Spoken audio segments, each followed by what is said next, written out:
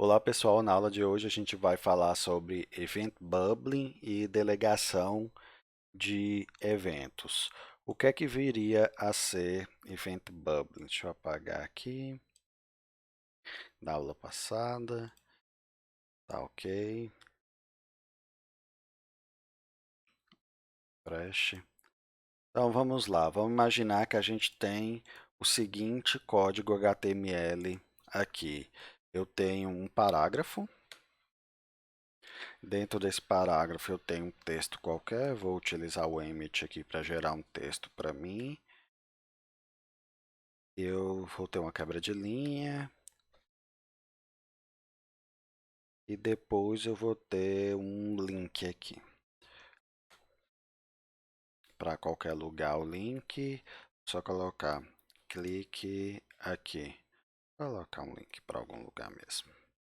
https://www.google.com. Então eu tenho essa estrutura aqui no meu, vou aumentar um pouquinho a letra, no meu HTML, correto? O que é que viria a ser Event Bubbling? Vamos lá para a parte do código. Eu vou colocar um evento de clique no meu link e vou colocar um também no meu parágrafo. Então, a gente já aprendeu a fazer isso nas aulas anteriores. Vou aqui fazer var p recebe document.querySelector, aqui o p, aí p.addEventListener, clique, eu vou chamar uma função, e essa função anônima aqui, ela vai imprimir no meu log,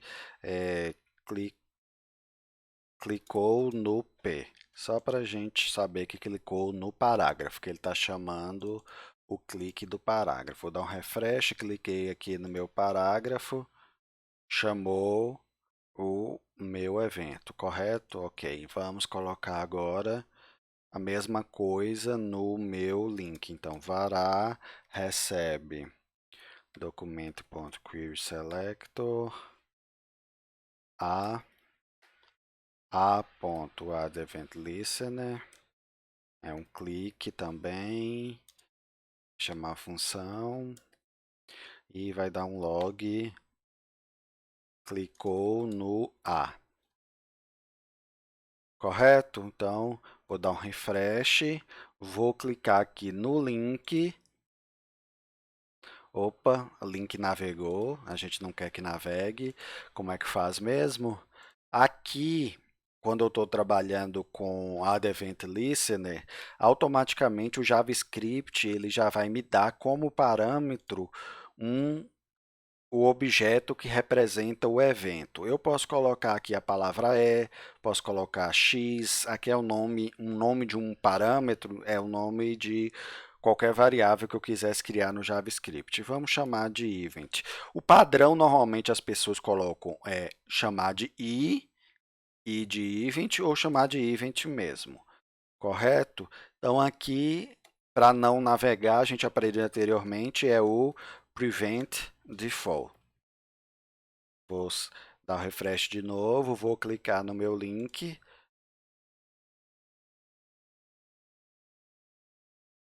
Ah, tá, tem um outro erro aqui, que o clique está escrito errado. Agora vai funcionar.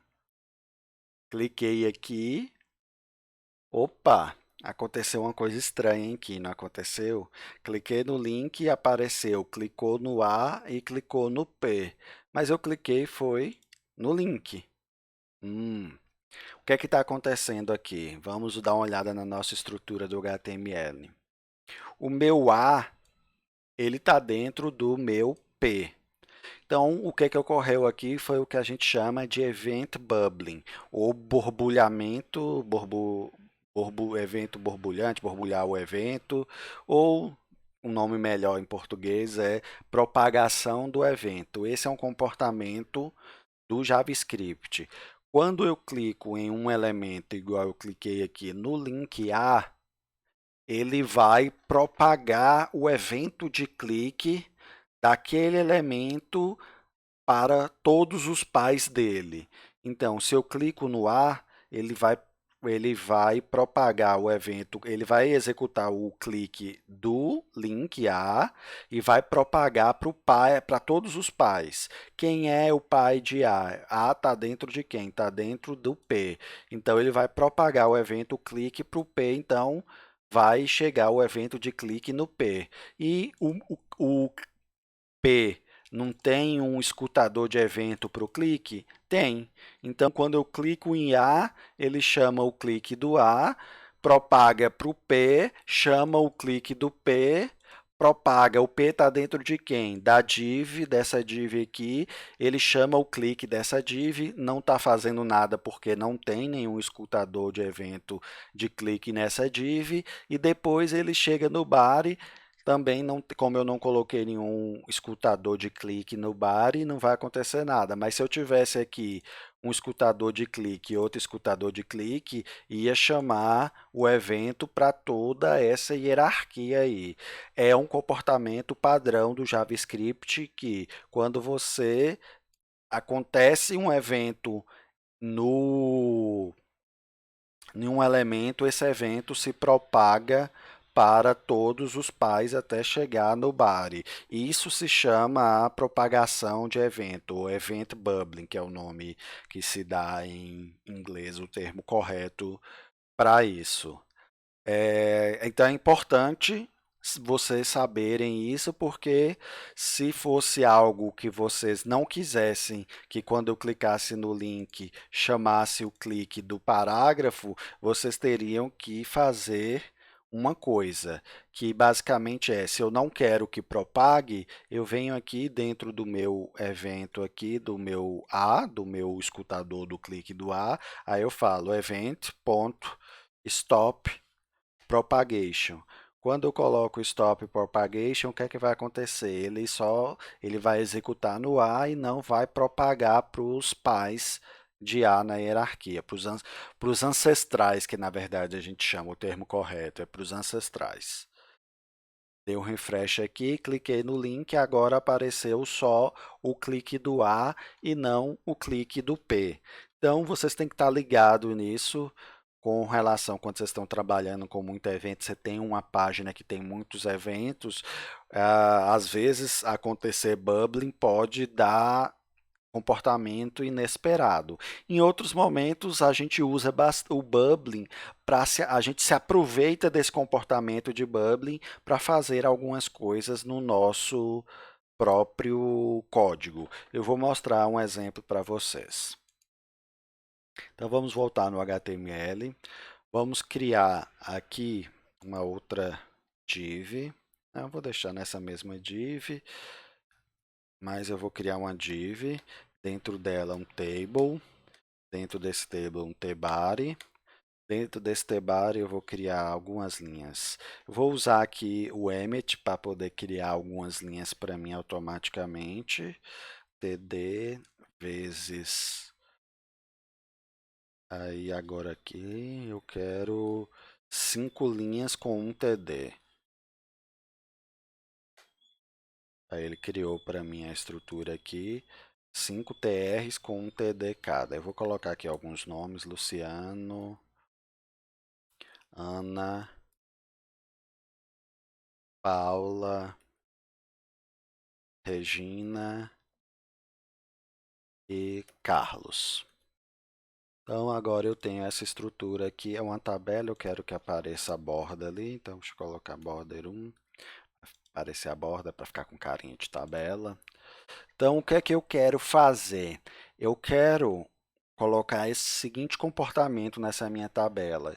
Quando eu der um duplo clique numa linha, eu quero que exclua essa linha. Como é que eu faço isso?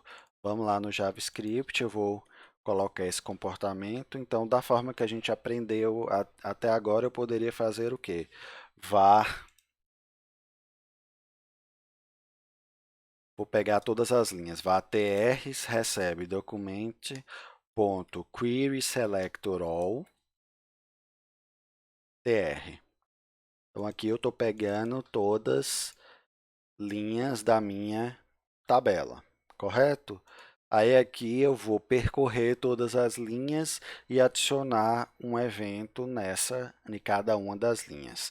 Eu poderia fazer assim com for,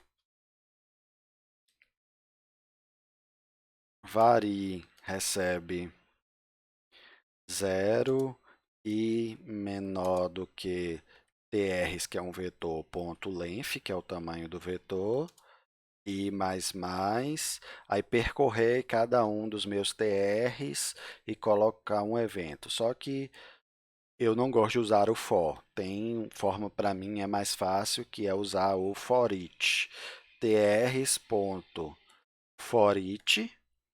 Aí o que é que o for each? Isso aqui sempre tem em uma coleção igual um array. O tr vai ser um array, eu tenho um for each para o array. O que é que o JavaScript faz com esse for each? Eu tenho que passar uma função aqui dentro, e essa função automaticamente ela recebe como parâmetro o item, cada item do meu array. Então, ele vai executar essa função para cada item do meu array. Então, se eu colocar aqui para dar um log, só para vocês verem, log item.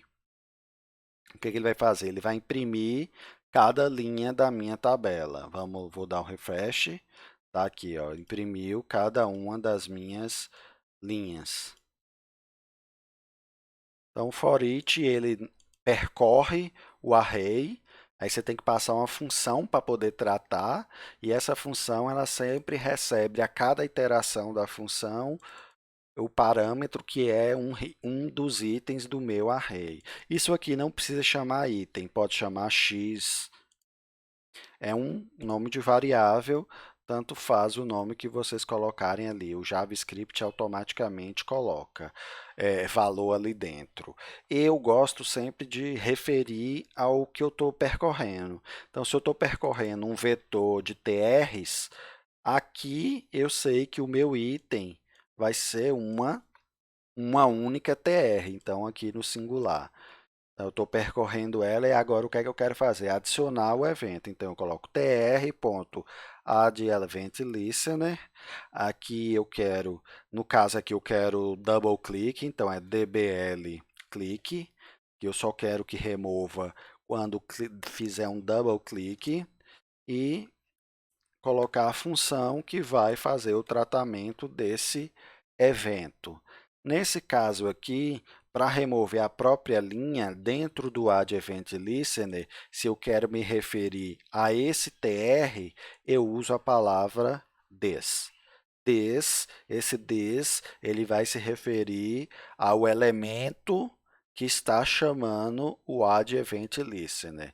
Então, como eu quero remover esse tr, então aqui eu tenho que usar o this. This.remove para ele remover o elemento. Vou dar um refresh. Acredito que deve estar funcionando. Vou clicar aqui duas vezes em Paula. Opa, opa, opa, funcionou certinho. Beleza. Então, bem tranquilo, né? Mas, se a gente incrementasse um pouco mais esse exemplo, vamos lá. Vamos colocar aqui depois da tabela um input, text, name, nome, e um button adicionar. Então, o que é que eu quero aqui? Eu quero digitar um nome e adicionar e aparecer na tabela. Então, vamos fazer isso aqui funcionar aqui no código. Vamos colocar esse comportamento. Aí eu quero que quando clicar no botão, eu adiciono um elemento na tabela. Então, eu já vou pegar a tabela nomes, que eu vou ter que adicionar nela. Então, get document.query selector table, que é a minha tabela, e vou pegar agora o botão var botão adicionar recebe document.querySelector button. Para pegar o botão, só tem um botão, então é ele mesmo. Aí agora, no botão, quando eu clicar no botão, eu vou pegar o valor desse input e guardar aqui na minha tabela. Então, vou adicionar o evento de clique no botão. Então, isso a gente já aprendeu. Botão adicionar, ponto add event listener, o clique. Quando clicar no botão, vai executar essa função aqui, que seria, primeira coisa, eu vou pegar o input nome, document.querySelector, input name, nome, só para praticar, buscar com atributo. Então, peguei o input. Do input, eu vou pegar o valor. Então, var nome recebe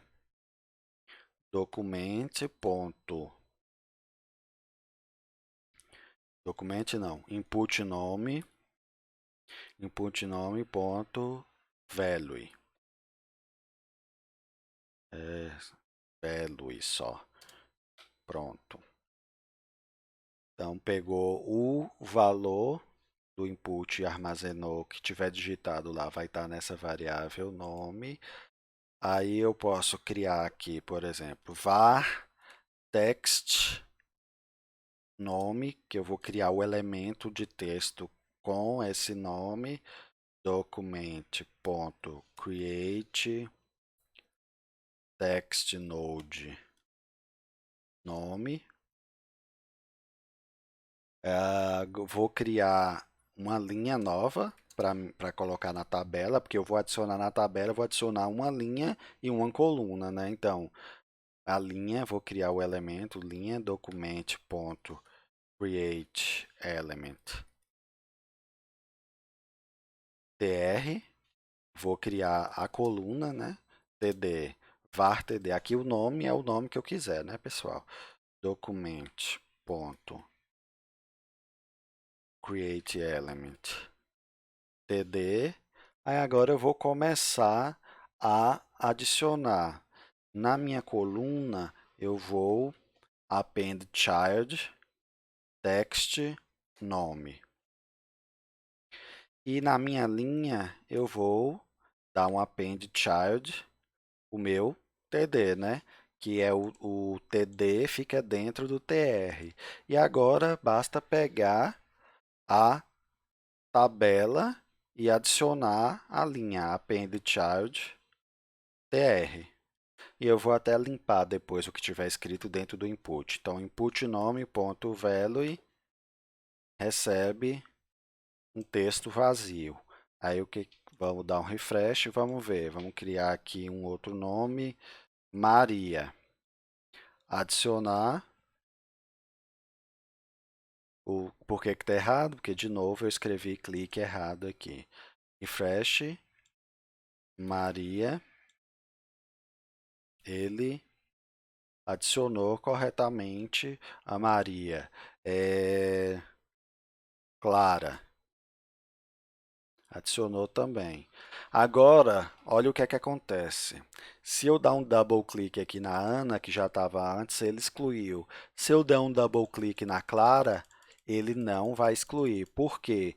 No momento que isso aqui foi feito, isso aqui só foi feito a primeira vez que carregou o meu código. Então, o evento de remover uma linha só foi feito uma vez, e essas linhas são novas, esse efeito não foi adicionado nelas, porque isso aqui só executou uma vez quando carregou o script. Como é que eu resolvo isso? Eu poderia fazer aqui tr, toda vez que eu criar uma linha nova e for adicionar, eu faço a mesma coisa. Eu pego isso aqui, coloco aqui também e tenho lá, vai funcionar agora. Vamos colocar, por exemplo, Clara, adicionar, se eu der um double click em Clara, tá, deixa eu ver se tem alguma coisa errada aqui.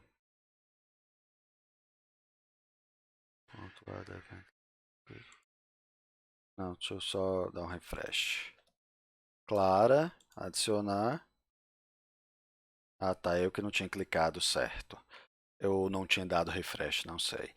Dei um double click e ele funcionou. Vamos testar de novo. Paulo.